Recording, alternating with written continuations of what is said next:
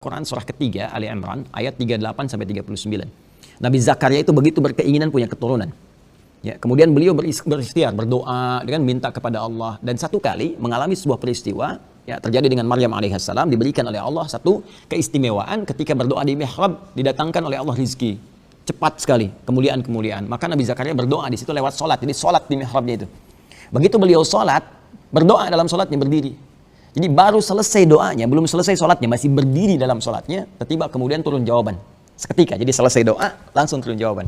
Makanya memintanya di ayat 38, hunalika da'a Zakaria rabbah, di mihrab itulah beliau berdoa kepada Allah dalam sholatnya. Kan? Qala rabbi habli min ladunka dzurriyyatan thayyibah innaka sami'ud du'a.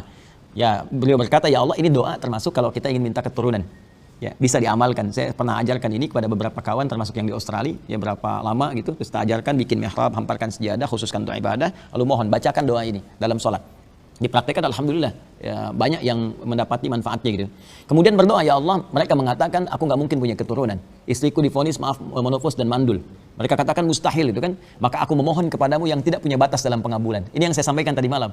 Jadi ini rumus Quran, kalau ada yang mengatakan mustahil, ini nggak bisa, ini nggak mungkin, itu tanda pertama dari Allah. Berpalinglah dari pendapat manusia, ini tanda supaya kita langsung meminta kepada Allah yang tidak punya batas dalam pemberian.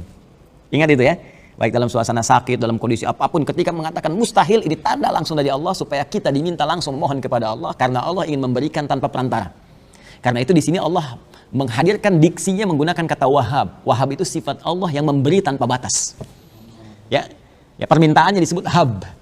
Kalau untuk sendiri pribadi habli, kalau untuk banyak hablana. Rabbana hablana min azwajina wa dzurriyyatina qurrata a'yun. Di sini rabbi habli, ya. Hunalika da'a Zakaria rabbah qala rabbi habli min ladunka dzurriyyatan thayyibah. Ya Allah, mereka mengatakan mustahil aku punya keturunan, sedangkan Engkau pemberi yang tanpa batas. Maka mohon anugerahkan dari sisimu saja keturunan, ya Allah. Aku memohon kepadamu yang maha mendengar doa. Kalau pada yang maha mendengar saya tidak mengabulkan, lantas kepada siapa lagi aku mesti memohon? Dahsyat itu.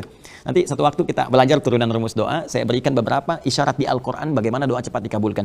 Itu langsung dari Qurannya. Ya, nanti kita akan masuk ke situ. Nah, apa yang terjadi setelah itu? Baru selesai doanya. Tadi kan masih berdiri kan? Berdiri dalam bahasa Arab qaimun. Qaim itu berdiri. Ya, kalau shaim itu puasa, qaim itu berdiri. Yusalli sedang sholat, masih sholat belum selesai. Sekarang lihat ayat 39-nya, pakai fa. Begitu selesai berdoa, sholatnya belum selesai, langsung turun jawaban. Fa fanadathul malaikatu wa huwa qaimun yusalli fil mihrab. Annallaha yubashshiruka bi Yahya.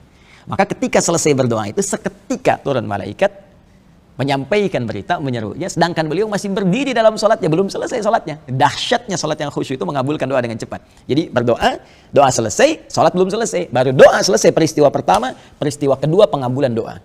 Cepat berlangsungnya, tanpa jeda. Datang menyampaikan kamu dapat berita gembira, akan punya anak dari Allah langsung. Anugerahnya bernama Yahya.